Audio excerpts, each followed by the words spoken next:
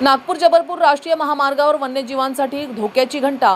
पवनीजवळ अज्ञात वाहनाच्या धडकेत बिबट्याचा मृत्यू झाल्याची धक्कादायक घटना उघडकीस आली आहे.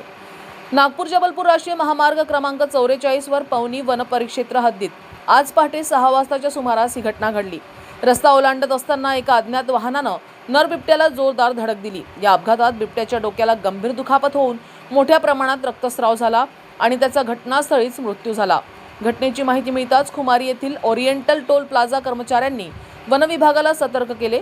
वनविभागाच्या पथकानं घटनास्थळी धाव घेत पंचनामा केला असून मृत बिबट्याचा पुढील तपास सुरू केला. वनपरिक्षेत्र अधिकारी माने यांच्या माहितीनुसार महामार्गाच्या दोन्ही बाजूंना वन्यजीवांसाठी सुरक्षा जाळ्या बसविण्यात आल्या आहेत.